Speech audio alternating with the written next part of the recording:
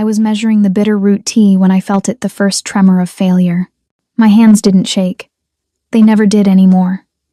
9 years of practice had made the ritual mechanical, precise, safe. But my wolf stirred anyway, just a flicker. A whisper of awareness where there should have been nothing but drugged silence. I doubled the dose, drank it down. Tasted poison and desperation. The warmth came anyway. Low in my belly. Insistent. Wrong. My heat was breaking through 5 years of suppression, and I was standing in the record hall with Lydia humming beside me and 3 alphas about to walk through the door. I reached for the emergency vial in my sleeve. Too late. The door opened. Alpha King Daniel Cross entered, discussing trade routes, snow still clinging to his dark hair. Then he stopped mid-sentence. His head turned, slow, inevitable. Our eyes met. I watched something shift in his expression. Not hunger, something else entirely. Something that made my wolf press low inside me, not in fear, but in recognition. My carefully hidden scent escaped. Just a thread. It was enough. His pupils flared. Every alpha in the room felt it. But Daniel, he couldn't look away. I ran. Made it to an abandoned antechamber before the heat consumed me completely. The door opened behind me 3 minutes later. "Stefania," he said quietly. "Don't come closer. Please." He stopped, 3 paces between us. Then the Alpha King did something I'd never seen any alpha do. He knelt. "Who taught you that heat was a crime?" he whispered. The question broke me. What neither of us expected. The man who couldn't look away would be the one thing standing between me and everyone who wanted to take what I'd been hiding. But first, he had to survive what I awakened in him. My name is Stefania Bonner, and I learned how to become invisible before I learned how to read. Not the kind of invisible where people forget you exist. The dangerous kind. The kind where men notice you're an Omega and then decide your future without asking your opinion. I was 7 when I understood what heat meant. Not the biology of it. The consequences. Clara Doolin lived 3 houses down from ours in the outer district of the Silverpine Territory. She was 16, gentle, loved to braid wildflowers into her hair. She hummed when she walked. I wanted to be like her when I grew up. Then her first heat came. They held a ceremony in the square. Called it sacred. Called it destiny. The elders wore their best robes and spoke about tradition and the moon's blessing. Clara stood on a wooden platform in a white dress, trembling, while 3 alphas circled below like wolves around wounded prey. I watched from my mother's arms as Clara was given to Rufus Finch. He was 43. She was 16. He smiled, but his eyes were cold. Clara stopped humming after that. My mother held me tighter that night. She didn't say anything. She didn't have to. I learned the lesson anyway. Being noticed as an Omega meant being claimed. Being claimed meant losing yourself. So I learned to disappear. It started small. I stopped wearing bright colors. I kept my hair braided tight and covered. I learned to walk without drawing attention, to keep my eyes down when alphas passed, to blend into walls and shadows. But that wasn't enough. Heat doesn't care about modesty or silence. Heat announces itself. Heat pulls predators from miles away. So I found other methods. There was a healer in the lower city named Mabel Voss. She was old, hunched, with hands that shook when she poured tea. She didn't ask questions when I came to her at 13, desperate and terrified. She taught me about bitter root and moonshade leaf, how to brew them into tea that tasted like poison and worked almost as well, how to time the doses with my cycle, how to recognize the signs before heat could bloom. It hurt. Everything hurt. My stomach cramped. My head pounded. My wolf whimpered inside me, confused and aching. But pain was familiar. Pain was safer than being dragged onto a platform and called destiny. I took the tea every month for 5 years. I memorized the rhythm of my body.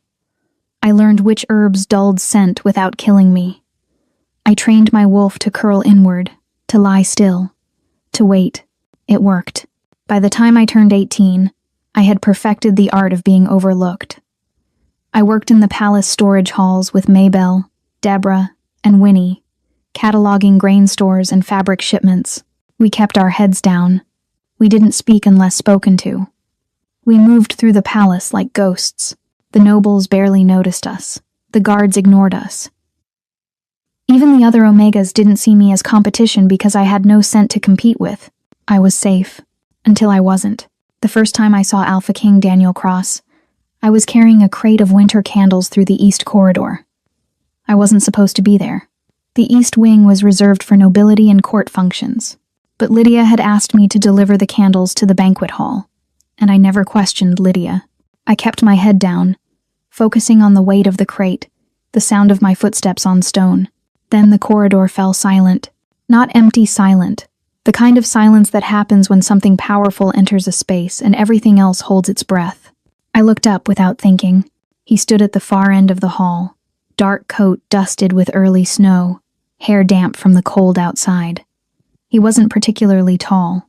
He wasn't particularly loud, but the air around him felt heavier, like gravity itself bent toward him. Alpha King Daniel Cross. I had heard stories. Everyone had. The king who unified the northern territories without declaring war. The Alpha who listened more than he spoke. The ruler who never took an Omega to his bed, despite the court's constant pressure. Some called him cold. Others called him controlled. A few whispered that he was broken somehow, incapable of the bond. I didn't care about any of that. I cared that his eyes found mine across 30 feet of empty corridor, and something in his expression shifted. Not hunger, not the predatory focus I had learned to recognize in men like Rufus Finch or Clyde McGraw. Curiosity, awareness, like he was listening to something no one else could hear. I lowered my gaze immediately, adjusted my grip on the crate, and kept walking. My heart slammed against my ribs. My wolf stirred, uneasy. He didn't stop me. He didn't speak. But I felt his attention follow me until I turned the corner. That night, I doubled my dose of bitter root tea. The weeks that followed were careful and claustrophobic. I avoided the East Wing. I took routes through the palace that kept me far from the throne room and council chambers. I worked early shifts so I could finish before the court gathered for evening meals. It worked, mostly. But sometimes, in the middle of cataloging grain sacks or folding linens, I would feel it again. That strange awareness, like someone was watching. Listening. I never looked up to check. Maybelle noticed my tension. She was older than me by a decade, broad-shouldered and steady. She had survived 3 heats without being claimed by staying useful and unremarkable. She understood the game. One afternoon, while we were sorting winter stores in the lower pantry, she touched my shoulder gently. "You're wound tight as a bowstring, girl. Something wrong?" I shook my head. "Just tired." She studied me with sharp eyes. "If something's hunting you, you tell me. We protect our own down here." I wanted to believe her, but protection only worked when the threat was visible, when it had teeth and claws and clear intentions. How do you protect someone from being noticed? Winter pressed harder against the palace walls. Snow fell in thick curtains, turning the world outside into silence and white. The cold seeped through stone, making the corridors drafty and bitter. I welcomed it.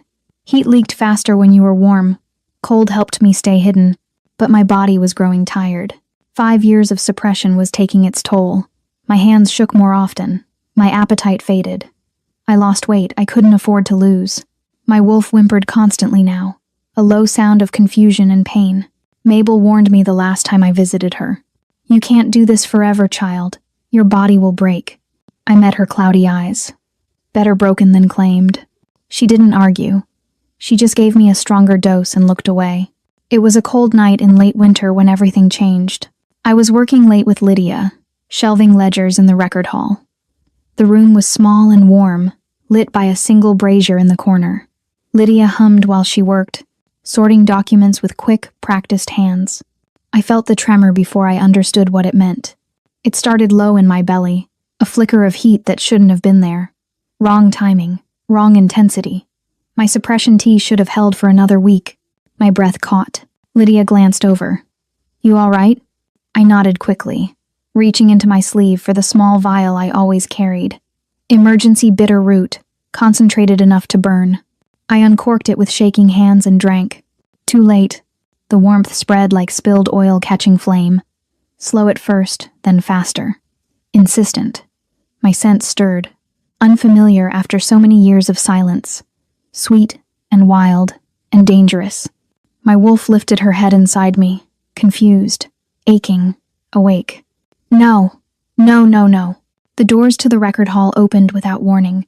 Alpha King Daniel Cross entered first, dark coat dusted with fresh snow, followed by Laurent Voss and Harlan Turlo. They were discussing trade routes, voices low and businesslike. The conversation died mid-sentence. The room shifted. The air thickened. Every alpha in the space turned their head toward me without seeming to realize they were doing it. Daniel's gaze locked on mine. His pupils flared wide. His nostrils flared. His entire body went still in the way predators go still before they strike. Not because I was beautiful. Not because he wanted me. Because something in me was failing, and his instincts knew it before his mind did. My scent slipped further into the air. Just a thread. Just enough. Harlan Turlo's hand moved toward me unconsciously, then stopped as if he had caught himself doing something forbidden. Laurent Voss inhaled sharply and stepped back, confusion flickering across his face. Daniel didn't move. He just watched me with those dark, unreadable eyes. I ran. I didn't think. I didn't plan. I just dropped the ledger I was holding and bolted for the door. Lydia called after me, startled. Someone else said my name. I didn't stop. I ran through corridors I knew by heart, past cold statues and silent guards, my breath tearing out of me in ragged pulls. The heat surged harder with every step, my body betraying me, my wolf crying out in confusion and need. I stumbled into an unused antechamber near the old chapel. The door was heavy, the air inside thick with dust and the smell of old ash. A single torch flickered weakly on the wall. I collapsed against the stone, gasping, shaking, burning from the inside out. The door opened softly behind me. I knew it was him before I turned around. My wolf pressed low inside me, not in fear but in recognition. Like she had been waiting for this.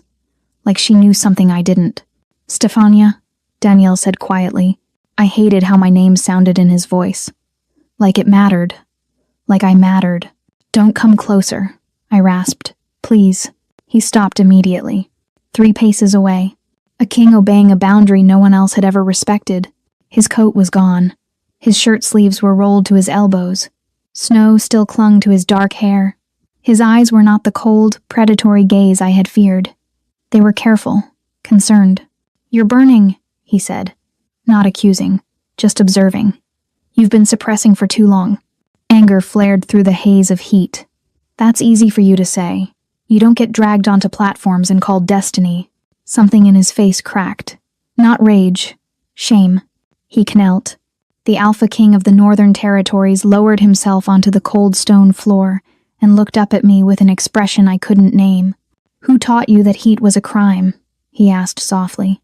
The question broke something inside me. Maybe it was the heat stripping away my filters. Maybe it was exhaustion. Maybe I was just tired of carrying the weight alone. I told him about Clara Doolin, about the ceremony, about how I watched a girl I admired get handed to a man who looked at her like property, about the elders who smiled while she cried, about how I learned to poison myself and call it freedom. Daniel didn't interrupt. His hands trembled at his sides. His jaw clenched so tight I could see the muscle jumping beneath his skin. "They did that in my name," he said hoarsely. And I didn't know. The heat peaked then, violent and overwhelming.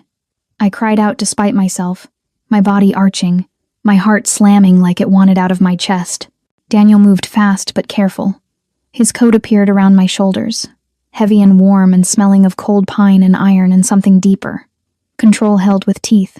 He crouched in front of me, not touching, just close enough that I could feel the steadiness of him. "I won't take you," he whispered. "Not without your yes. Say no, and I leave right now. Say yes, and I stay exactly where you ask me to. Nowhere else. Nothing more." No one had ever offered me a choice when it mattered. I looked at him through the haze of heat and pain and fear. At the king who knelt. At the alpha who waited. "Yes," I breathed. The bond didn't snap into place like the story said. It settled, like something ancient and patient clicking gently home. My wolf sighed instead of screamed.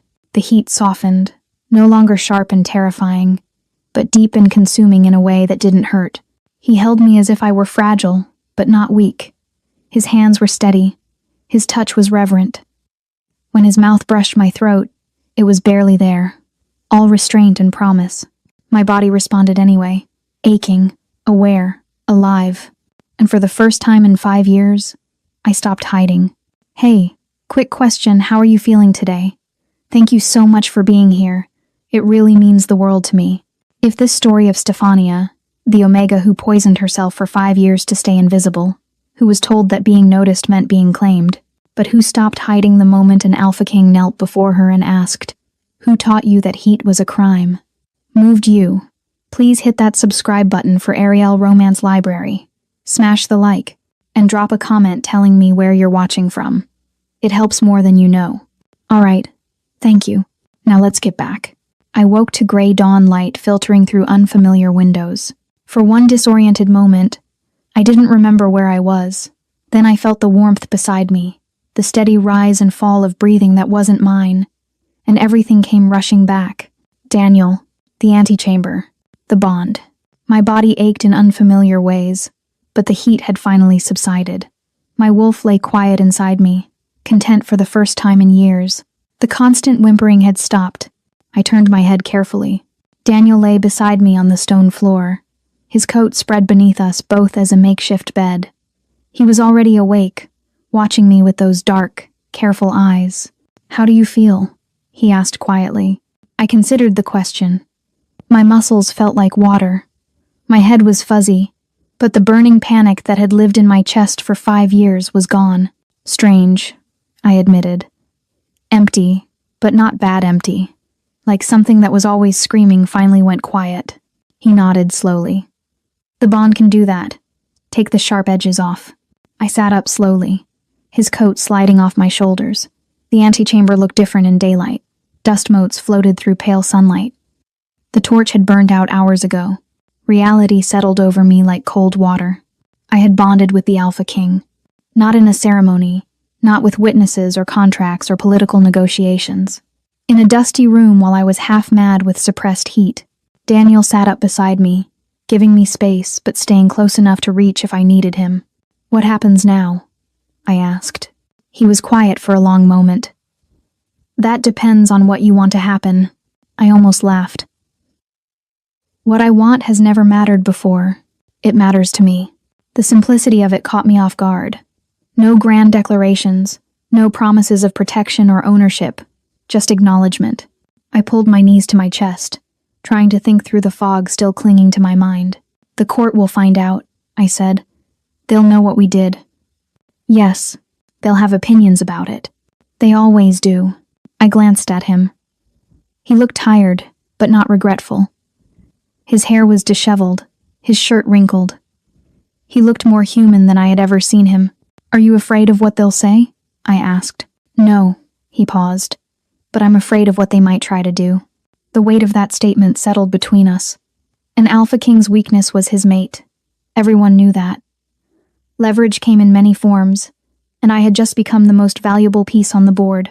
"I can disappear again," I offered quietly. "Go back to the storage halls. Pretend this never happened." Daniel's expression hardened. "Is that what you want?" "I want to not be used as a weapon against you." "Too late for that." He reached out slowly, giving me time to pull away. When I didn't, his fingers brushed my cheek gently. "The bond is formed. They'll smell it on both of us. Hiding won't protect either of us now." He was right.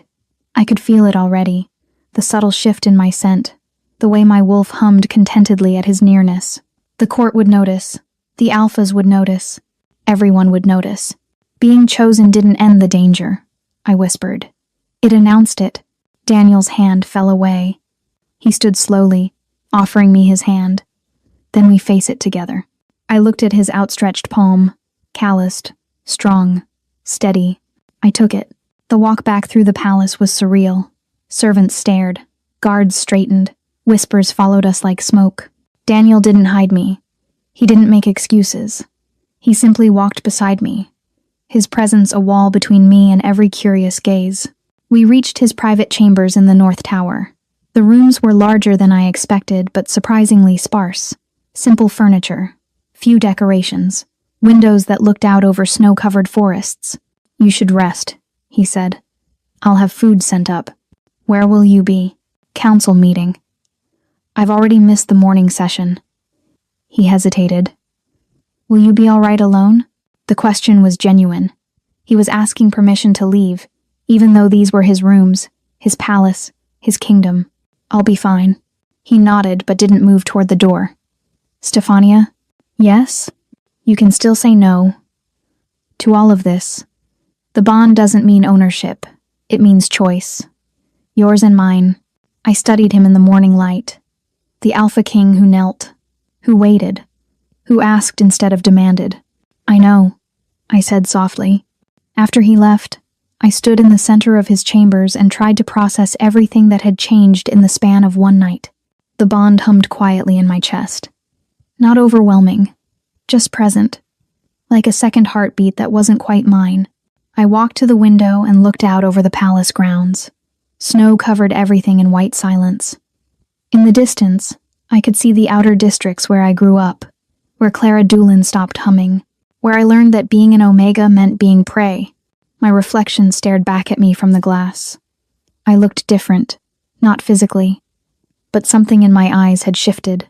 I wasn't hiding anymore, and I had no idea if that made me brave or foolish. The door opened behind me. I turned, expecting a servant with food. Instead, a woman entered, tall, elegant, dark hair swept into an intricate style. Her dress was deep blue silk, the kind that cost more than I made in a year. Kaylin Cross, Daniel's cousin. I recognized her from court functions. She studied me with sharp, assessing eyes. So, you're the little Omega who caught my cousin's attention. I straightened my spine. My name is Stefania Bonner. I know who you are. She moved closer, circling me slowly. Storage hall worker, outer district family. No notable bloodline. Suppressant user for at least 5 years based on the scent damage. Each fact landed like a small blade. Accurate, cutting. What do you want? I asked. Kaylin smiled, but it didn't reach her eyes. I want to understand what game you're playing. I'm not playing anything. Everyone is playing something, dear. The question is whether you're smart enough to win. She stopped in front of me, close enough that I had to fight the urge to step back. My cousin has denied every Omega the court has offered him for 6 years. He's refused alliances, rejected bloodline matches, ignored political advantages. Then you show up, and suddenly he's bonded.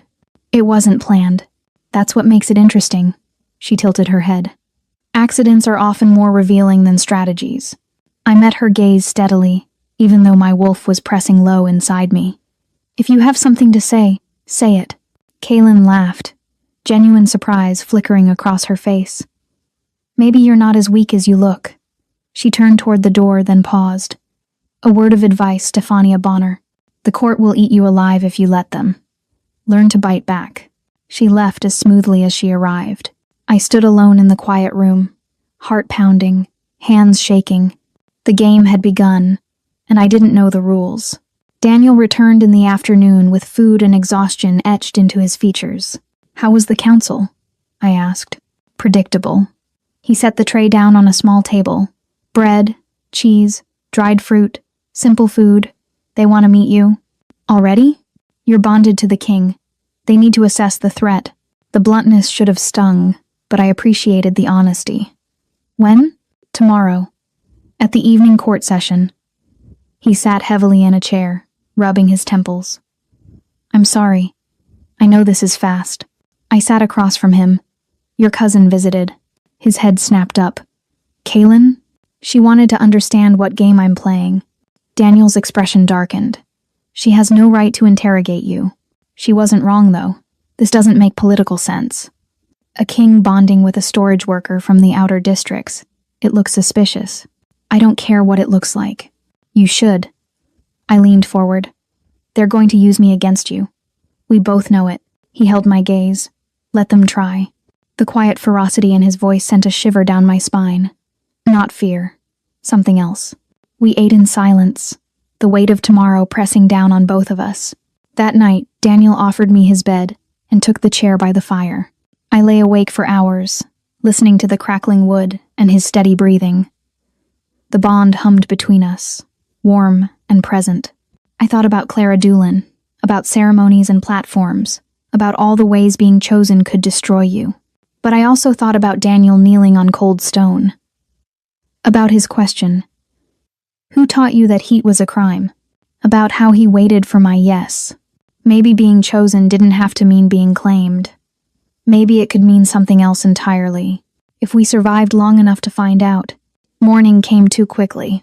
I woke to find Daniel already dressed in formal court attire. Dark coat with silver embroidery, fitted trousers, boots polished to a mirror shine. He looked every inch the Alpha King.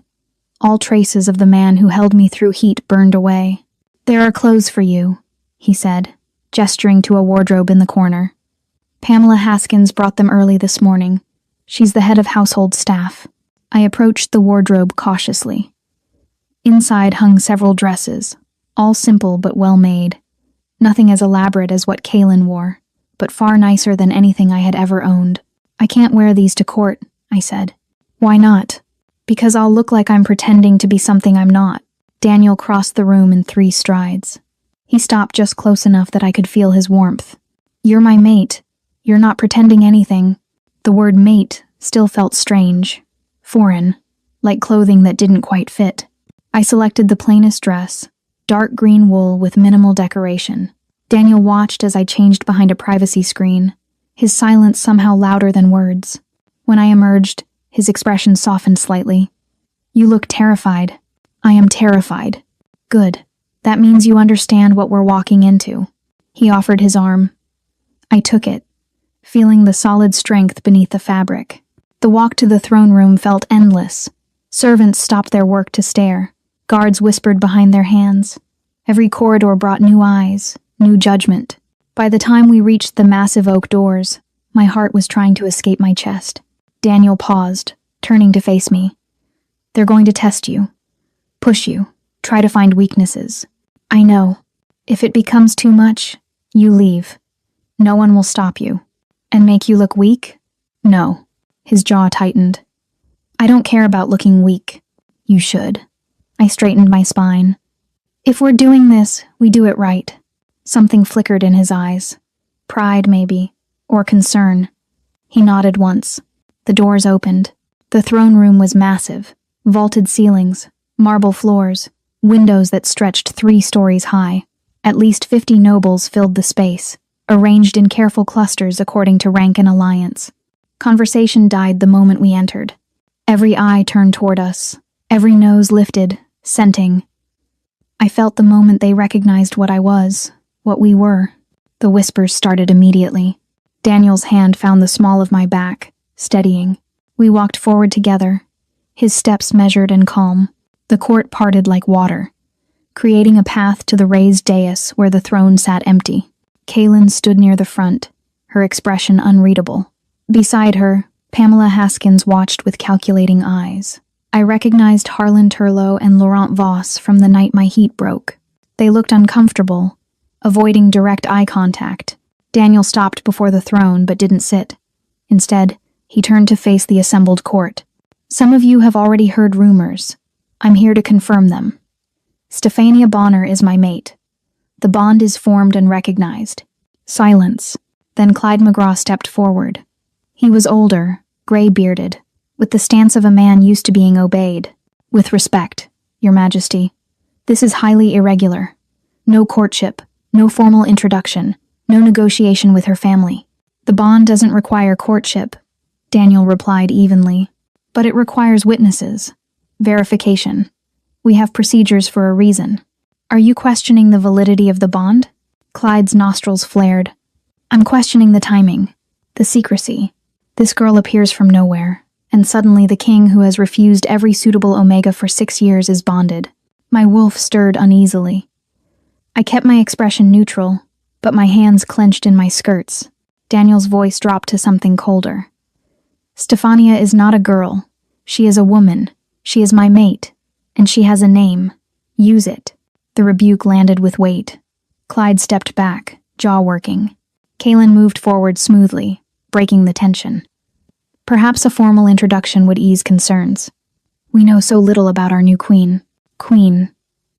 The word hit me like a physical blow. Daniel glanced at me. asking permission without words. I nodded slightly. He gestured for me to step forward. Stefania Bonner, born in the outer districts of Silverpine Territory. She has worked in the palace storage halls for 3 years. Her family has served the Northern Territories for generations. It was technically true, but it stripped away all the ugly details. The poverty, the suppression, the fear. Pamela Haskins spoke next, her voice deceptively pleasant. What a charming background. Tell me, dear, do you have any experience with court protocol? Diplomatic functions?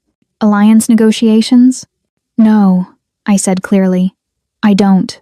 Murmurs rippled through the crowd. How refreshingly honest, Pamela continued. Though one wonders how you'll manage the responsibilities of your new position. I'll learn. Of course, we all hope you will. Her smile was sharp. Before things become complicated, the threat was veiled but clear. I was a liability, a weakness waiting to be exploited. Daniel moved closer to me, his presence a wall. If anyone has concerns about Stefania's position, they can bring them to me directly. Now, is there other business to discuss? Or are we finished interrogating my mate? The room fell silent again. No one seemed willing to push further. Kaelin raised one elegant hand. Actually, Your Majesty, there is one small matter. Custom dictates that a newly bonded Omega undergo a healer's examination to verify health and compatibility. My stomach dropped. Daniel's entire body went rigid. That won't be necessary. It's tradition, Kaelin pressed. Surely there's no harm in following proper procedure. The harm is in treating my mate like livestock to be inspected. I volunteer, I said quietly. Daniel's head whipped toward me. Stefania, no. If it eases concerns, I'll do it. His eyes searched mine, looking for fear or coercion. I held his gaze steadily. This was a test. If I refused, they would call me suspicious. If I agreed, I proved I had nothing to hide. Either way, I lost something, but at least one option let me control the narrative. Fine, Daniel bit out, but I'm present during the examination. Kaelin's smile widened. Of course, Your Majesty. We would expect nothing less. The healer's chambers were small and clinical. White walls, the smell of herbs and antiseptic, a single examination table in the center. The healer herself was an older woman named Leona McGraw. She had steady hands and kind eyes, but her expression was carefully neutral as she prepared her instruments. Daniel stood in the corner, arms crossed, radiating barely controlled fury. I sat on the examination table, trying not to shake. Leona approached with a small blade.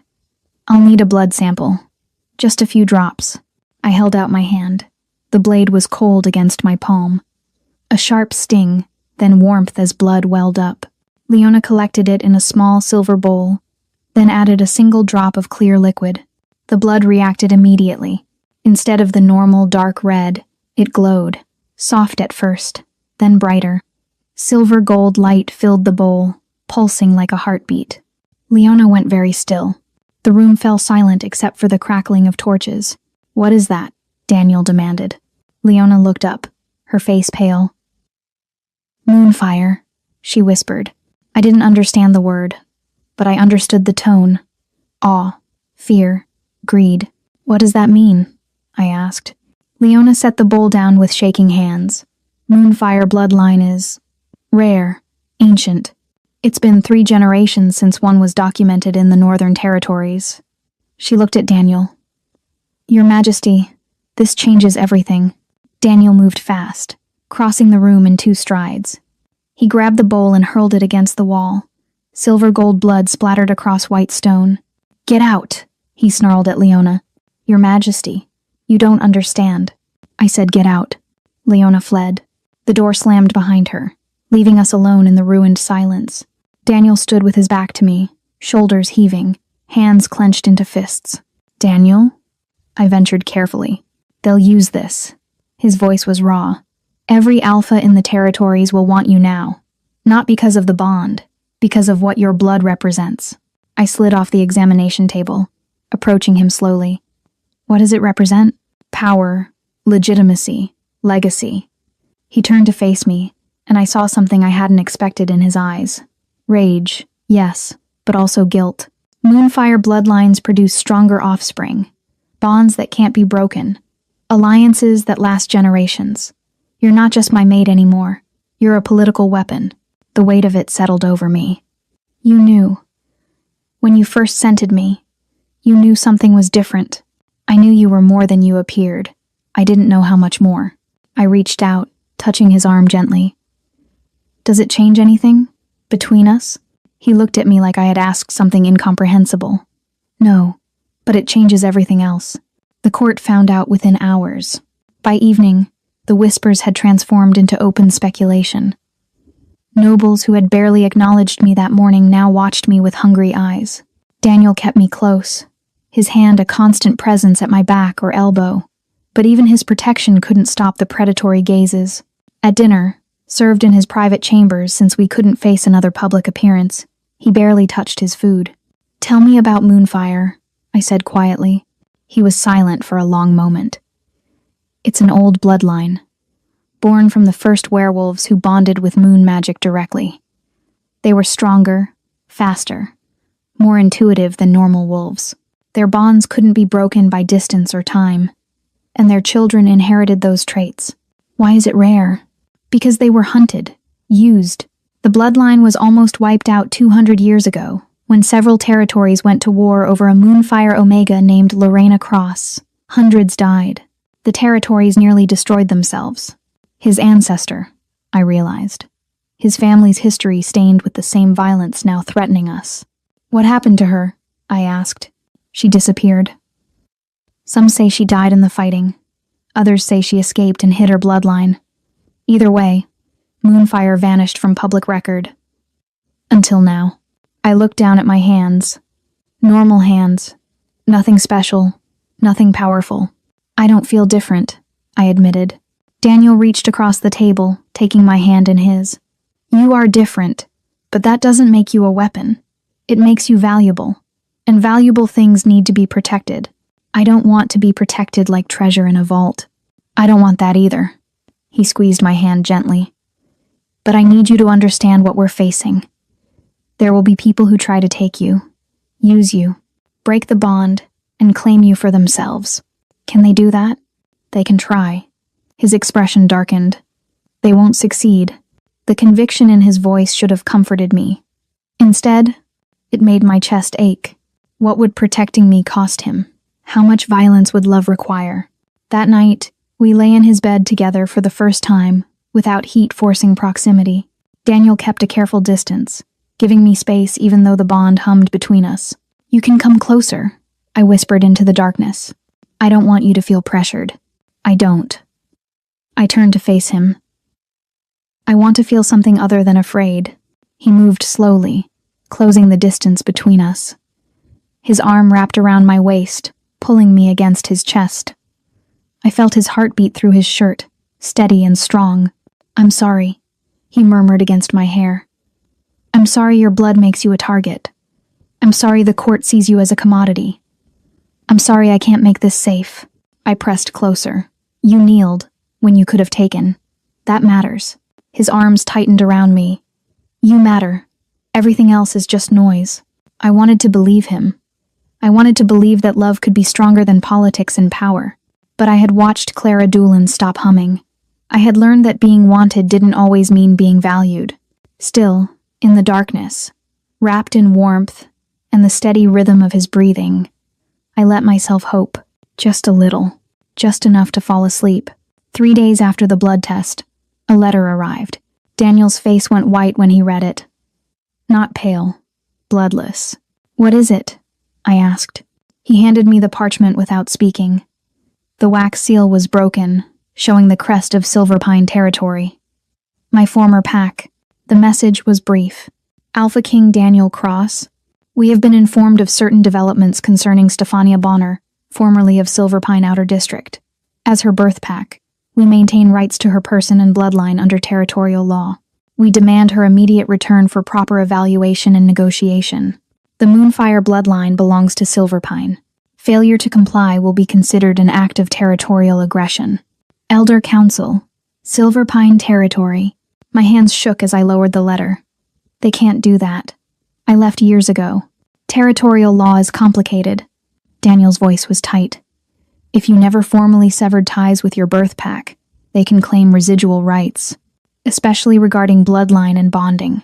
I worked here for 3 years. I lived independently. That should count for something. It should. But Moonfire changes the calculation. He took the letter back, crumpling it in his fist. They're using legal loopholes to justify theft. What will you do? Tell them to go to hell. Despite everything.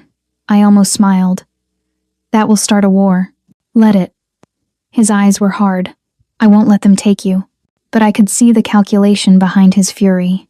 The weight of responsibility. A king couldn't start wars over personal matters. Even for his mate. There has to be another way, I said. There isn't. Not one that doesn't end with you back in Silverpine. I thought of the outer districts, of Clara Doolin, of all the Omegas who disappeared into ceremonies and never came back the same. They won't stop with one letter, I said quietly. They'll escalate. Apply pressure. They'll use every legal and political tool they have. Daniel pulled me close, his arms a cage of safety and desperation. I know. Over the following days, the pressure mounted exactly as I predicted. A formal delegation from Silverpine requested an audience. Daniel refused. They camped outside the palace gates in protest. Other territories began sending messages, some supporting Silverpine's claim, others questioning Daniel's authority to supersede territorial law. The political landscape fractured along old alliance lines. The court became a minefield. Kaelin approached me one afternoon in the library where I was attempting to read about territorial law. They're wearing him down, she said without preamble. I looked up from the dense legal text. Is that concern I hear? For Daniel, yes. For you? She shrugged elegantly. That depends on what you do next. What do you want me to do? I want you to understand that being queen requires more than waiting for your mate to solve problems. She sat across from me, all sharp edges and calculated grace. You have power now. Use it. I don't have power. I have a bloodline I didn't ask for.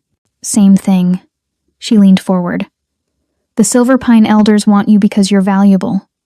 But value works both ways. What do they have that Daniel wants?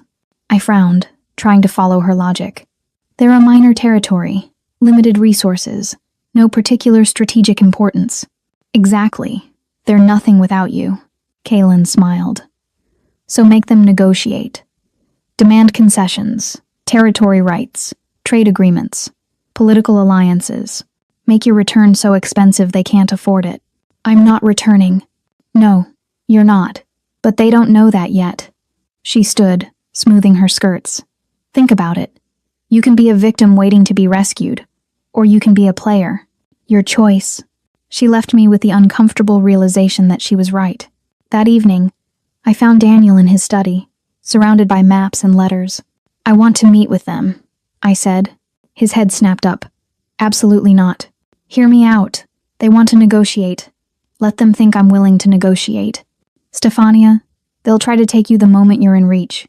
Not if we do it here, in the throne room, with witnesses. I crossed the room, placing my hands on his desk. We need to know what they really want, and they need to see that I'm not some helpless Omega they can bully. He studied me with those dark, careful eyes. This is dangerous. Everything is dangerous now. At least this way, we control the field. He was quiet for a long moment. Then he nodded slowly. Tomorrow, midday. Full court in attendance. Thank you. Don't thank me yet. If this goes wrong, it won't, I interrupted, though I had no idea if that was true. The Silverpine delegation arrived at noon. 5 of them, all elders, all male. I recognized Elder Rufus Finch, the man who claimed Clara Doolin. The others were strangers, but their expressions were familiar. Entitlement, greed, certainty. They were shown into the throne room where the entire court had gathered. Daniel sat on the throne, crown glinting in afternoon light. I stood beside him, dressed in formal court attire that Kaelin had helped me select. Dark blue silk, with silver embroidery. Simple, but unmistakably noble. The delegation stopped at the base of the dais. Rufus stepped forward, his gaze sliding over me with practiced assessment. Alpha King Cross. We thank you for granting us this audience. Daniel's voice was cold. State your business. We come to retrieve what belongs to Silverpine territory. The Omega Stefania Bonner carries a bloodline that is the rightful property of her birth pack. We demand her return for proper placement and breeding. The word breeding echoed through the silent chamber. I felt Daniel's fury spike through the bond. Stefania Bonner is my mate, Daniel said quietly, dangerously. The bond is recognized and final. She belongs to no one but herself. With respect, Your Majesty, territorial law predates bonding law. Her blood obligation to Silverpine supersedes personal choice. I stepped forward before Daniel could respond.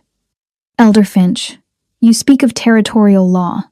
What specific statute are you citing? Rufus's eyes narrowed. Article 7, Section 4, Bloodline Rights. That statute applies to unbonded Omegas under the age of 21. I'm 23. It doesn't apply. The Moonfire exception was revoked 80 years ago after the Treaty of Northern Alliance. Did you not review current law before making your claim? Silence. Rufus's face darkened. The girl knows nothing of law. The woman, Daniel corrected coldly, seems to know more than you do.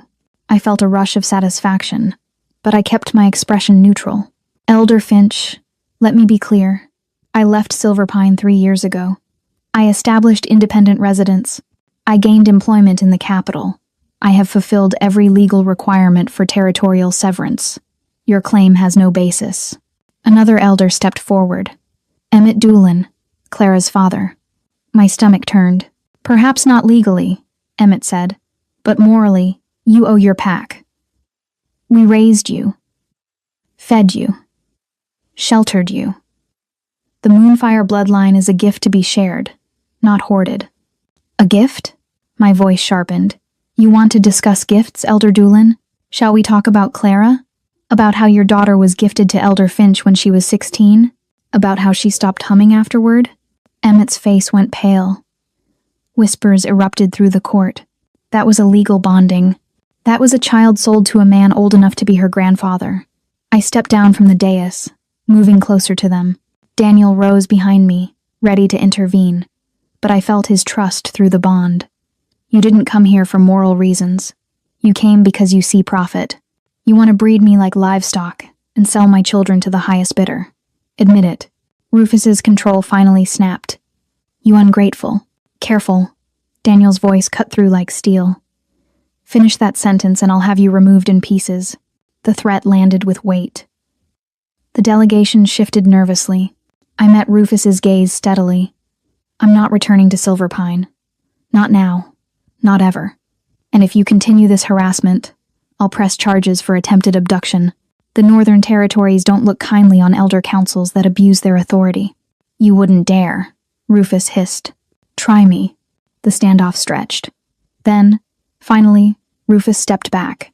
This isn't over, he said. But his voice had lost its certainty. Yes, I replied quietly. It is. The delegation left under guard escort. The moment the doors closed, the court erupted in whispered conversation. Daniel descended from the dais, taking my hands in his. That was either brilliant or suicidal. Possibly both. Kaylin appeared beside us, her expression pleased. Well played, little cousin. You just made them look like fools in front of every noble in the capital. Will it be enough? I asked. For now. They won't have the political capital to push their claim after that display. She paused. But they'll try another approach. People like that always do. She was right, of course. 3 days later, the assassination attempt came. I was walking in the palace gardens with Deborah and Winnie, who had been my friends in the storage halls. They were nervous around me now, unsure how to treat the Omega who had become queen, but they came when I invited them, and that meant something. The gardens were quiet, late afternoon sun filtering through bare branches. Winter still held the north in its grip. I heard the movement too late. Steel flashed. Wolves shifted mid-air. 3 of them, emerging from the hedge maze with coordinated precision. Deborah screamed. Winnie pulled me back, but they were too fast. The first wolf lunged. I threw up my arms instinctively. He never reached me. Daniel appeared from nowhere, moving faster than I had ever seen him move. His shift was partial, claws extending, eyes flaring golden. He caught the wolf midair and slammed it into the ground with bone-crushing force. The second wolf tried to circle around. Daniel's hand shot out, catching it by the throat. He squeezed. The wolf whimpered and fell limp. The third hesitated, recognizing the danger. Daniel didn't give it a chance. He moved like violence incarnate. All restraint burned away. The attack was brutal and efficient. No wasted movement, just pure, focused fury. Within seconds, all three attackers were down. Guards poured into the gardens, weapons drawn. Nobles emerged from the palace, drawn by the commotion. Daniel stood over the fallen wolves, chest heaving, hands covered in blood. His eyes were still golden, his control hanging by a thread. I stepped forward slowly. "Daniel," I said softly. His head whipped toward me. For one terrible moment, I saw something wild and unrecognizable in his gaze. Then it cleared. He looked at his bloodied hands, at the broken bodies around him, at the crowd gathering. "Stefania," he rasped. "Are you hurt?" "No. You stopped them." He crossed to me in 3 strides, pulling me against him despite the blood. His whole body shook. "They came for you. In my palace. Under my protection. I know. This is what they'll do. Over and over. They'll send assassins. They'll use politics. They'll never stop trying." I pulled back enough to meet his eyes. "Then we'll face them. Together." Something in his expression cracked. Not rage. Despair. "What if I'm not strong enough? What if I can't keep you safe?" I reached up, touching his bloodied cheek gently. "You just killed 3 assassins in the time it took me to breathe. I think you're strong enough. Strength isn't the problem." His voice dropped to something raw. "It's control. When I saw them coming for you, I lost myself. I would have killed anyone in reach. Guard, noble, friend. It didn't matter. All I saw was threat. I understood then what he was really saying. The bond had made me his weakness, and his love for me had unlocked something dangerous. The Alpha King was losing control, and it terrified him more than any external threat. "We'll figure it out," I whispered, but I wasn't sure if I believed it. The palace went into lockdown after the attack. Guards tripled. Every visitor was searched. The gardens were declared off-limits except under armed escort. Daniel barely slept. I would wake in the middle of the night to find him standing by the window, watching shadows, hand on his weapon. "You need rest," I told him one night. "I need you alive," he replied. The distance between us was growing. Not physical distance. We still shared a bed, still moved through the palace together. But something had shifted after the gardens. Daniel touched me less, spoke less. He was present but remote, like he was holding himself back. I felt it through the bond, the constant restraint, the fear that if he let go even slightly, something terrible would happen. 5 days after the attack, I confronted him. "We need to talk," I said, finding him in his study after another sleepless night. He looked up from battle reports. "About what?" "About the wall you're building between us." He went very still. "I'm protecting you." "No. You're protecting me from yourself." I crossed the room.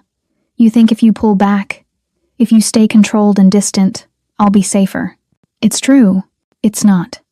I sat on the edge of his desk. "The bond doesn't work that way. You can't suppress it any more than I could suppress my heat. It just builds pressure until something breaks." His jaw clenched. "You don't understand what I felt in that garden. What I'm capable of. Then help me understand." He stood abruptly, pacing to the window. "I've spent my entire life learning control. My father was. Violent. Unpredictable. He used his strength as an excuse for cruelty. I swore I would never be like him." The confession hung heavy between us. "Then you bonded with me," I said softly, "and suddenly control became impossible, because you matter more than anything else." He turned to face me. "More than the kingdom, more than peace, more than my own life. And that terrifies me." I slid off the desk, approaching him slowly. "What happens when loving me makes you dangerous?" "I don't know." His voice cracked. "But I saw it in the garden. I felt it. The willingness to destroy anything that threatened you. No hesitation, no mercy. I reached out, taking his hands. They were shaking. Daniel, look at me. He met my eyes reluctantly. You're not your father, I said firmly. You stopped. The moment the threat was gone, you stopped. That's control. Barely. Barely is enough. I squeezed his hands. We'll learn together. How to balance the bond and the control. How to protect without destroying. But you can't do it by pushing me away. If I let myself feel everything, I won't be able to function. I'll become a liability. If you don't let yourself feel anything, you'll break. I moved closer, until we were sharing breath. Let me in. Trust that I can handle what you are. He searched my face, looking for fear or hesitation. What if you can't? Then we'll figure that out too. His control finally fractured. Just a little. Enough that he pulled me against him. Arms wrapping tight, face buried in my hair. I'm terrified of losing you, he whispered. Every moment, every breath. I can't think past it. I'm here, right now. Let that be enough. We stood like that for a long time. The bond hummed between us, warm and present. Slowly, I felt the tension in his body begin to ease. Tell me about your father, I said quietly. He was silent for so long I thought he wouldn't answer. Then, slowly, the words came. He was strong, charismatic. Everyone respected him. But at home, he paused. He used strength to take what he wanted.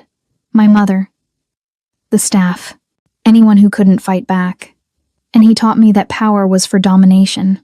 But you didn't learn that lesson. I learned it too well. I saw what it did to people, what it did to my mother. So I built walls. Learned to control every impulse. Became the opposite of what he was. Until me. Until you. His arms tightened. The bond broke down every wall I built. Suddenly I'm feeling things I spent 20 years learning to suppress. I pulled back enough to see his face. Feeling things isn't the same as acting on them. You're allowed to be angry, protective, even violent when necessary. That doesn't make you him. How do you know? Because you asked permission before touching me. Because you kneel. Because right now, despite everything, you're trying to protect me from yourself instead of using me as an excuse. I cupped his face gently. Your father would never do any of those things. Something in his expression shifted. Not quite relief, but maybe the beginning of it. I don't know how to do this, he admitted. How to love you without losing myself. We'll figure it out. I kissed him softly. Together. That night, for the first time since the attack, we truly shared space. Not just proximity, presence. Daniel lay beside me in bed, his arm around my waist, his breathing gradually evening out. The bond hummed contentedly, the frantic anxiety finally quieting. Stefania? He murmured in the darkness. Yes, thank you. For not running. I turned in his arms to face him. I'm not afraid of you. You should be. Maybe. I traced his jaw gently.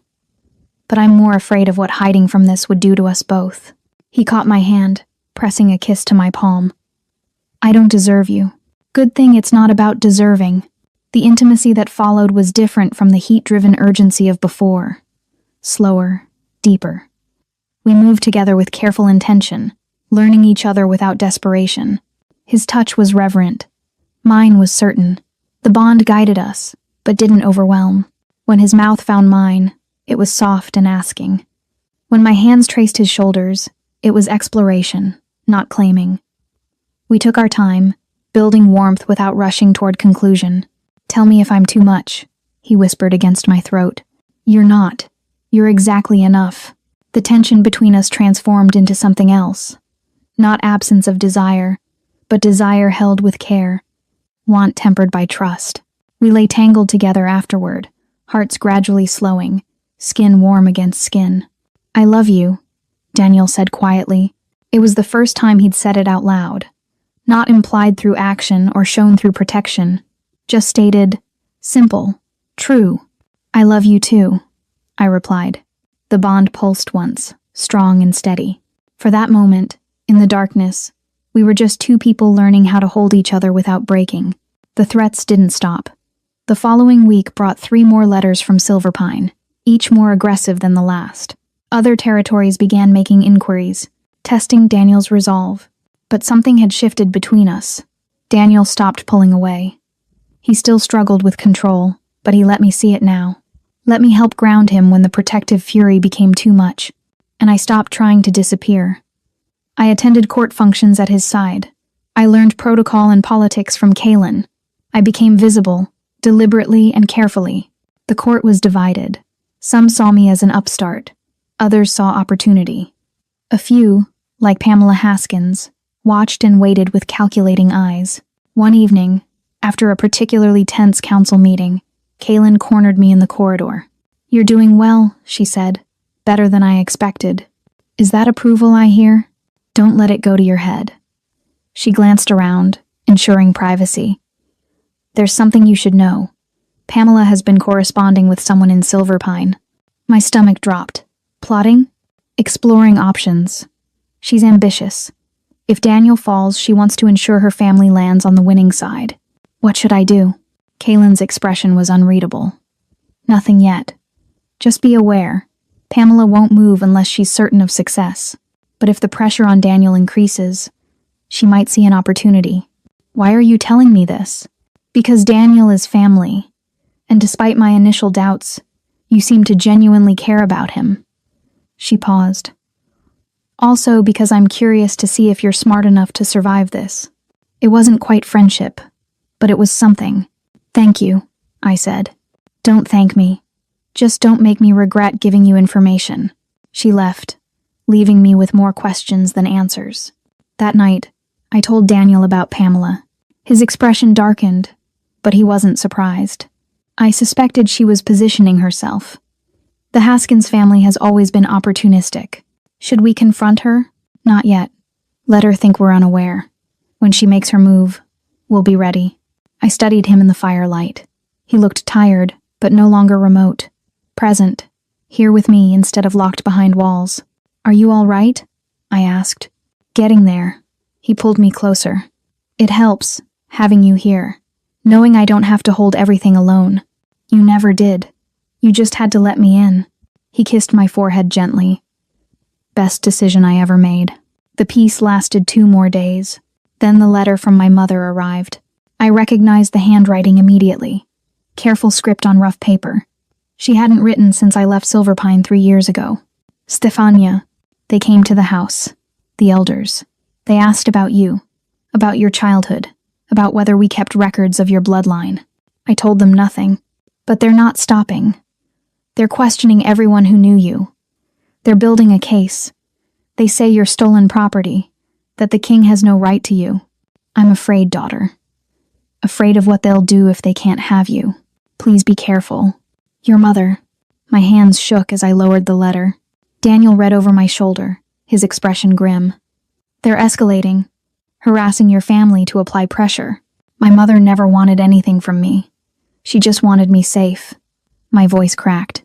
"Now she's caught in this because of me. This isn't your fault, isn't it? If I hadn't bonded with you, if I had just stayed hidden. If you had stayed hidden, you would have poisoned yourself until your body broke. This was inevitable, Stefania. Your blood doesn't make you guilty." I wanted to believe him, but guilt sat heavy in my chest anyway. "I need to see her," I said. "Make sure she's safe." "Absolutely not. It's too dangerous." "Daniel, they're watching her, hoping you'll do exactly this. The moment you leave the palace, they'll take you." He was right. I knew he was right. But the thought of my mother alone and afraid while I hid behind palace walls made me sick. "Then bring her here, under guard. Let me see her." Daniel considered for a long moment. "I'll send Laurent Voss with a full escort. If your mother agrees, they'll bring her to the palace. But Stefania, you need to prepare yourself." "For what?" "For the possibility that she won't come, that she's too afraid, or that Silverpine won't let her." The escort left at dawn. I spent the next day pacing, unable to focus on anything. Kaelin found me in the library, staring at a book I wasn't reading. "Worrying won't make them move faster," she said. "I know." She sat across from me. "Your mother must be remarkable to have raised someone like you." The unexpected kindness caught me off guard. "She's just quiet. kept her head down. Survived. Like mother, like daughter. Until you decided surviving wasn't enough. I didn't decide anything. The heat decided for me. No, Kaylin said firmly. The heat forced proximity. Everything after that was choice. You could have run when Daniel gave you the option. You didn't. You could have hidden when the court demanded answers. You didn't. Give yourself some credit. I looked at her, this sharp-edged woman who had seemed like an enemy weeks ago. Why are you being kind to me? Because you're good for him. Daniel's been alone his whole life, even when surrounded by people. You changed that. She stood, smoothing her skirts. Also because I like seeing the court elders squirm. You make them uncomfortable, and that's always entertaining. She left with a slight smile. The escort returned at sunset. I met them in the courtyard, heart pounding. Laurent Voss dismounted first, his expression carefully neutral. Your Majesty, he said. We encountered no resistance. The carriage door opened. My mother stepped out, wrapped in her threadbare cloak, eyes wide and overwhelmed. She looked older than I remembered, tired, afraid. Mama, I breathed. I ran to her, propriety forgotten, her arms wrapped around me, thin and shaking. Stefania, my girl, look at you. I pulled back, drinking in her familiar face. Are you all right? Did they hurt you? No, they just asked questions. She touched my cheek gently. But you look so different. So, changed? Alive. She smiled despite her fear. I always knew you were hiding. I just didn't know what from. Or what you were hiding inside. We went inside together. My mother staring at the marble halls and vaulted ceilings like she had entered a dream. Daniel met us in his private chambers. Respectful and careful.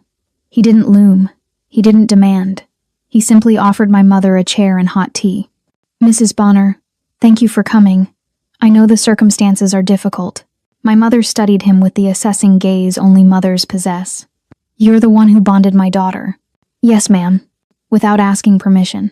The bond doesn't always ask permission, but I've tried to honor her choice in everything after. She was quiet for a moment. Then she turned to me. Are you happy? The question was so simple, so direct, that it cut through all the politics and danger. Yes, I said, terrified, overwhelmed, but happy. She nodded slowly. Then that's all that matters. She stayed 3 days. We talked about everything and nothing. She met Maybelle and Deborah and Winnie. She walked the gardens under guard escort. She saw the life I was building. On the last day, before she left, she pulled me aside. They won't stop, you know. The elders. Men like that never do. I know. But you're not alone anymore. That makes all the difference. She squeezed my hands. Your father would be proud. I'm proud. I walked her to the carriage, not wanting to let go. Come back, I said. When it's safe. Come back and stay. Maybe. She kissed my forehead. Be brave, daughter. And remember, survival isn't just about staying alive. It's about staying yourself. I watched the carriage disappear down the long drive, taking my mother back to the outer districts where I had learned to hide. But I wasn't hiding anymore.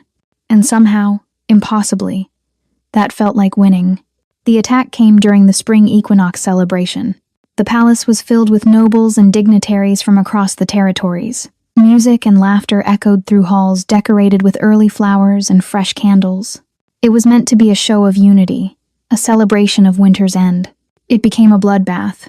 I was in the great hall with Daniel, enduring another round of formal introductions, when the first scream erupted from the gardens. Then another, and another. The music stopped. Daniel's hand found mine immediately, pulling me behind him as guards rushed toward the commotion. Stay here, he ordered. Daniel, stay here. His eyes flashed golden. Promise me. I nodded reluctantly. He ran toward the danger with Laurent Voss and half the palace guard. The remaining nobles huddled together, confused and frightened. Kaylin appeared beside me, her expression grim. It's an organized attack. Multiple entry points. How do you know? Because I just watched 3 guards fall before they could draw weapons. That's not random violence. That's strategy. Harlan Turlow burst back into the hall, bleeding from a shoulder wound. They're everywhere. At least 20 wolves, maybe more. They're targeting specific individuals. Which individuals? I asked, though I already knew the answer. Anyone connected to you, your friends, your mother's family. They're sending a message. My blood went cold. Deborah and Winnie were in the rose garden. Stefania, no. Kaylin grabbed my arm. I pulled free, running toward the garden entrance before anyone could stop me. The scene outside was chaos. Wolves fought in partial shifts, claws and teeth flashing. Blood stained white stones. The smell of violence hung thick in the air. I found Deborah and Winnie backed against a fountain, surrounded by 3 attackers. Maybelle stood in front of them, weaponless but defiant, her own shift barely contained. I didn't think. I just moved. My wolf surged forward, stronger than she had ever been before. My shift was instinctive, fluid. Silver gold light pulsed through my fur, the Moonfire bloodline manifesting in ways I didn't understand. The attackers turned toward me, recognizing the target they had really come for. One lunged. I met it midair, jaws closing on its throat. The taste of blood filled my mouth, copper and rage. The second attacker circled, looking for an opening. I spun, claws extended, catching it across the ribs. The third hesitated, finally recognizing the danger. Then Daniel arrived. He moved like a force of nature. Not a man, not even a wolf. Something between and beyond. His shift was complete, massive black fur and golden eyes that held no mercy. He tore through the attackers with terrifying efficiency. No hesitation, no restraint. Pure, focused violence. I saw what he had been afraid of. The loss of control, the willingness to destroy everything in his path. But I also saw the precision. He killed threats and ignored bystanders. He protected the vulnerable even while lost to rage. He was dangerous, yes, but not indiscriminate. When the immediate threats were down, he turned to me. His wolf form was huge, powerful, barely contained. Our eyes met across blood-stained grass. I shifted back slowly, standing naked and shaking in the evening air. Someone threw a cloak around my shoulders, but I didn't look away from Daniel. "It's over," I said softly. "They're down. Come back." His wolf snarled, not at me but at the threat that had existed. "Daniel, look at me. Just me." His golden eyes focused, clearing slightly. "I'm safe. You protected me. You can let go now." The shift back was painful to watch. Bones cracking, muscle reforming. He collapsed to his knees, gasping, covered in blood that wasn't his own. I ran to him, ignoring propriety and protocol. My arms wrapped around him, holding tight as his body shook. "I'm here. I'm safe. You're safe." His arms came up slowly, crushing me against him. I lost control. I couldn't stop. I wanted to kill everyone, everything, but you didn't. You stopped when the threat was gone. That's what matters. Guards surrounded us, weapons drawn. Laurent Voss approached cautiously. "Your Majesty, we need to secure the perimeter." Daniel nodded without releasing me. "How many?" 23 attackers, all dead or captured. 15 casualties on our side.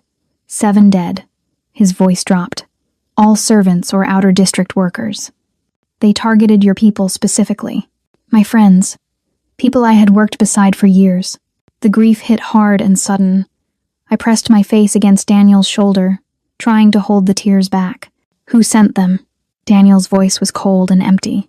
"We're questioning the survivors now, but based on the coordination." Laurent hesitated. "It was Silverpine, Your Majesty. Officially sanctioned by the Elder Council." Daniel went very still. The kind of still that preceded violence. "Daniel," I whispered, "don't. They declared war. In my palace, during a celebration. They killed innocent people to send a message. I know. But if you retaliate while lost to rage, you become what they want you to be." His hands fisted in my cloak. "What do you want me to do? Let this go unanswered?" "No, answer it, but with strategy, not slaughter." He pulled back enough to meet my eyes. "You're asking me to show mercy to people who tried to take you. I'm asking you to show control, to prove you're better than them." The conflict played across his face. Rage versus restraint, vengeance versus justice. Finally, he nodded. "All right, But Stefania, there will be consequences. I can't let this stand. I know. Just don't lose yourself delivering them. The next hours were a blur of triage and testimony. The wounded were treated. The dead were identified.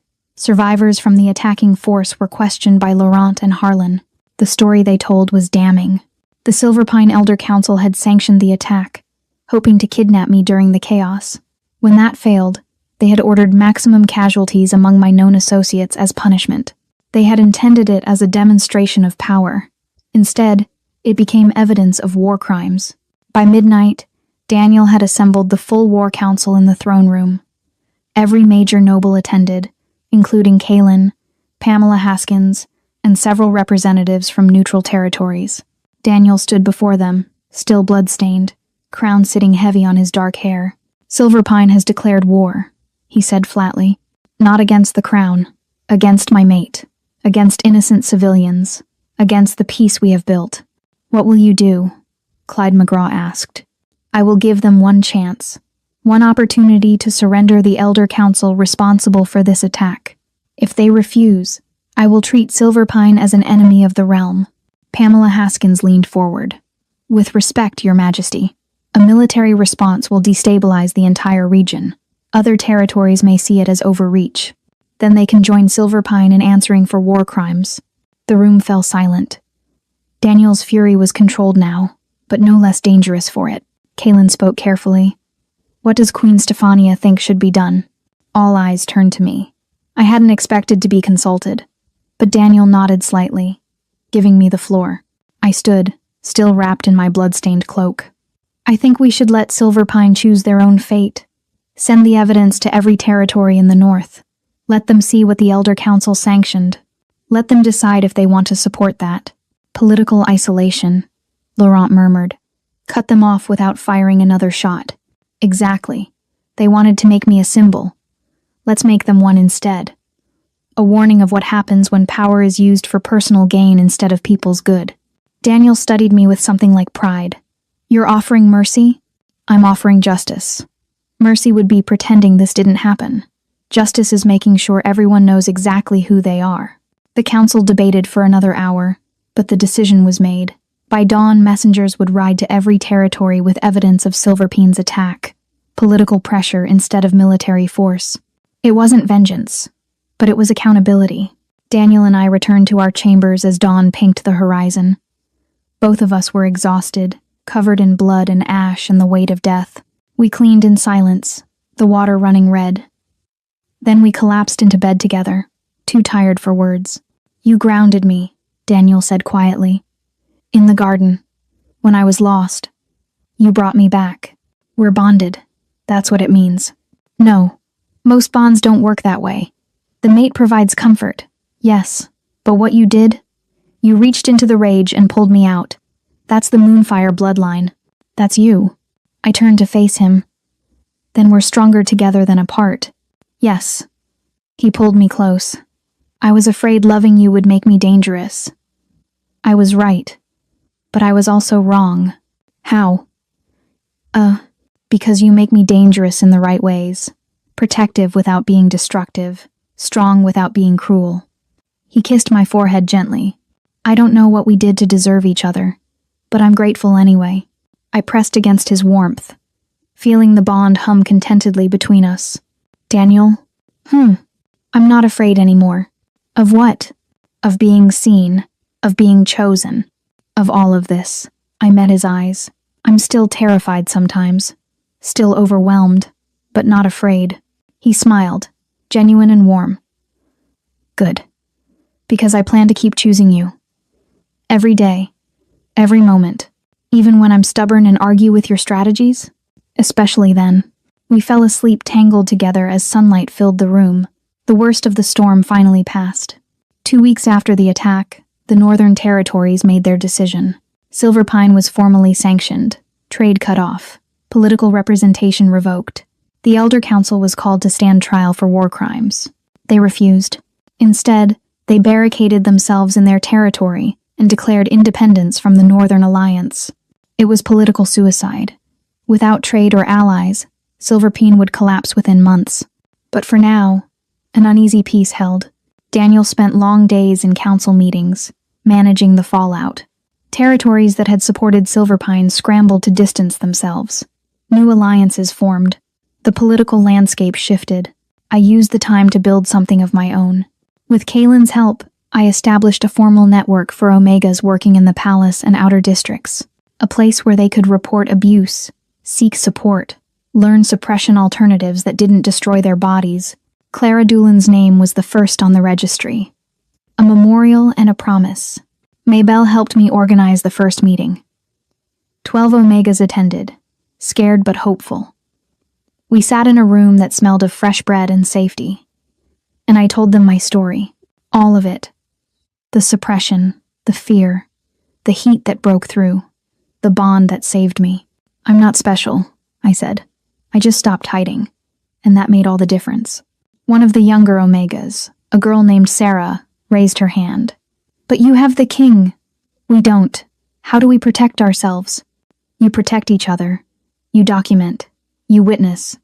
You make noise when silence feels safer. I looked around the room. The system won't change overnight, but it changes one voice at a time. And I'm listening. The meetings became weekly, then twice weekly. Word spread. More Omegas came. Some from the palace. Some from the outer districts. A few from territories beyond. We weren't solving everything, but we were building something. Daniel supported the work quietly. He provided space, funding, protection, but he didn't insert himself. This needed to be ours. One evening, I found him in the library, reading through reports. The Omega Council is causing waves, he said without looking up. Some of the older nobles are uncomfortable. Good. They should be. He smiled slightly. Kaylin says you're a natural organizer, that you've got the outer district workers ready to strike if the palace doesn't improve conditions. We're negotiating. Striking is just one tool. You've changed the palace more in 2 months than I managed in 6 years. I sat beside him. That's because you were trying to change it from the throne. I'm changing it from below. He set the reports aside, pulling me into his lap. I'm proud of you, in case I haven't said that enough. You've said it. I'll say it more. He kissed my neck gently. My fierce, stubborn mate who argues with strategy and organizes rebellions in her spare time. I laughed despite myself. Is this going to be a problem? The Queen organizing worker strikes? Only if they don't succeed. Then I'll have to answer for it in council. He grinned. But between you and me, I hope they do. The palace conditions are terrible. You could just order improvements. I could, but change imposed from above doesn't last. Change built from below does. We sat in comfortable silence, the bond humming between us. These quiet moments had become precious. Spaces between chaos where we could just be. Daniel? Yes? Do you ever regret it? The bond. Everything it brought. He was quiet for a moment. No. Never. Do you? Sometimes I wonder what life would have been like if my heat hadn't broken that night. If I had managed to keep hiding. Would you have been happy? I considered the question honestly. I would have been safe. But no, not happy. Then I'm glad it broke. He held me tighter. I'm glad you stopped hiding. I'm glad I got to meet you. All of you. A knock interrupted the moment. Laurent entered with an apologetic expression. Your Majesty, we've received word from Silverpine. Daniel straightened, instantly alert. What kind of word? The Elder Council has collapsed. Internal fighting. Rufus Finch is dead. Emmett Doolin has fled. The remaining elders are requesting terms for reintegration into the Northern Alliance. I felt a strange mix of satisfaction and sadness. Justice, but at what cost? What are you thinking? Daniel asked me. That vengeance doesn't feel the way I thought it would. No, it rarely does. He stood, setting me gently on my feet. Laurent, arrange a meeting with the remaining Silverpine leaders. But not here. Neutral territory. And I want Stefania present. Your Majesty. She has the most at stake. She deserves to be part of the resolution. The meeting took place 3 days later in a small hall at the border between territories. Daniel brought a minimal guard. I wore simple clothes, refusing to dress as queen for people who had tried to kill me. The Silverpine delegation looked broken. Only 2 elders remained, both older women I vaguely recognized. Glenda Bonner and Kimberly Voss. They entered with heads bowed, eyes showing genuine shame. "Thank you for agreeing to meet," Glenda began. Her voice shook. "We know we have no right to ask for consideration." "You don't," Daniel agreed. "But I'm listening anyway. The Elder Council, what they did was unforgivable. Many of us didn't know the extent of the plans until it was too late. But that's no excuse." "No, it's not." Kimberly looked directly at me. "Stefania, I taught you arithmetic when you were 8. Do you remember?" I did. She had been kind, patient, one of the few adults who treated children like people. "I remember," I said quietly. "I want you to know, I fought against the attack. I tried to stop it, but I failed, and people died because of my failure." Her voice cracked. "I don't expect forgiveness. I just wanted you to know I tried." The sincerity in her words settled something in my chest. "Not forgiveness. Not yet, but acknowledgement." "What do you want from us?" I asked. "A chance to rebuild. Not for the elders, for the people. The outer district families who had nothing to do with this. They're starving because of the sanctions." Daniel's expression was unreadable. "You're asking me to lift sanctions?" "We're asking you to let us earn it back. Let us prove we're not our worst members." I glanced at Daniel, then back at the women. "I have conditions. Anything. First, a formal apology. Public. Naming every person hurt by your council's decisions. Including Clara Doolin." Glenda nodded. "Yes, absolutely. Second, the ceremonial bonding system ends. Omegas choose their mates. No platforms, no forced heat presentations." Agreed. Third, reparations to the families of those killed in the attack. Fair compensation from whatever remains of Silverpeen's resources. Kimberly's eyes glistened. "We'll make it happen." I looked at Daniel. "What do you think?" "I think you're offering them more than they deserve." He paused. "But I also think mercy can be strategic. If Silverpine reforms, truly reforms, it sends a message to every other territory. That change is possible. That accountability doesn't have to mean destruction." We negotiated terms for another hour. By the end, a framework existed. Probationary reintegration, oversight, regular audits, steep consequences for backsliding. It wasn't perfect, but it was a start. As the Silverpine delegation left, Glenda stopped beside me. "Thank you," she whispered, "for being kinder than we were." "I'm not being kind, I'm being practical. But I hope you'll prove it was the right choice." "We will, I promise." I watched them leave, feeling the weight of decision settle on my shoulders. Daniel's hand found mine. "You did well. I'm not sure mercy is the right word for what we just did. What would you call it?" "An investment. In the future.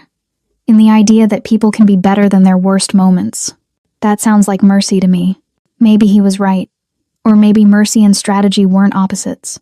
Maybe they could be the same thing, depending on how you used them. The weeks that followed brought slow but steady progress. Silverpine published formal apologies, reformed their bonding laws, began making reparations. It wasn't fast. It wasn't perfect. But it was movement in the right direction. The Omega Council grew. What started with 12 members expanded to 40, then 60. We established safe houses in 3 territories. Created a legal fund for Omegas seeking to break abusive bonds. Clara Doolin's sister reached out, wanting to help. She became my second in command, fierce and tireless. Daniel navigated the political fallout with steady determination. Some territories applauded the reforms, others grumbled about tradition. But change, once started, was hard to stop. One night, 6 months after the attack, we stood together on the balcony outside our chambers. Spring had fully arrived, bringing warmth and green growth. "Do you ever think about what comes next?" I asked. "Every day, why?" "Because sometimes I still can't believe this is real.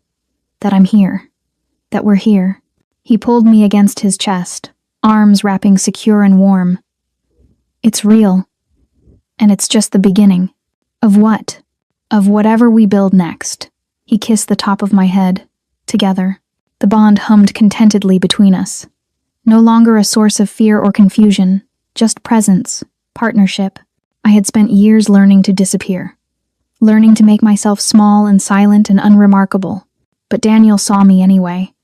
And in seeing me, he gave me permission to see myself. I wasn't hiding anymore. And that made all the difference. The first Omega Rights Council meeting of the Northern Territories took place on a bright autumn morning. 50 representatives attended from 12 territories. Some were Omegas themselves. Others were Alphas and Betas who supported the reforms. All came willing to listen and learn. I stood before them, no longer the frightened girl from the storage halls. I was Queen Stephania Cross, mate to the Alpha King, Moonfire bloodline, organizer, advocate, but mostly, I was just myself. Thank you all for coming, I began. A year ago, I was poisoning myself to avoid being noticed. Today, I stand before you asking to be heard. That's the power of change. I spoke about Clara Doolin, about forced ceremonies and stolen choices, about heat suppressants that destroyed bodies, about the cost of silence, and I spoke about solutions, legal reforms, support networks, education, investment in Omega welfare. It wasn't a perfect speech, but it was honest. When I finished, the room erupted in discussion. Some supportive, some skeptical, all engaged. Daniel watched from the back, pride clear in his expression. Kaylin sat beside him, taking notes with sharp efficiency. After the meeting, representatives approached me with questions, concerns, offers of support. We talked for hours, building connections and strategies.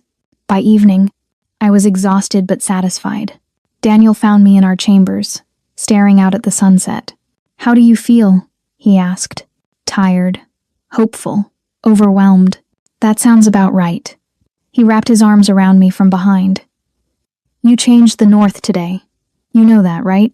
We changed it, all of us. You started it." I leaned back against his warmth. "Do you ever regret that night?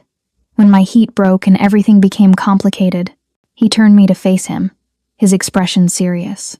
"Never. Not for 1 second. You're the best thing that ever happened to me, complications and all. Even when I argue with your council decisions? Especially then." He kissed me softly.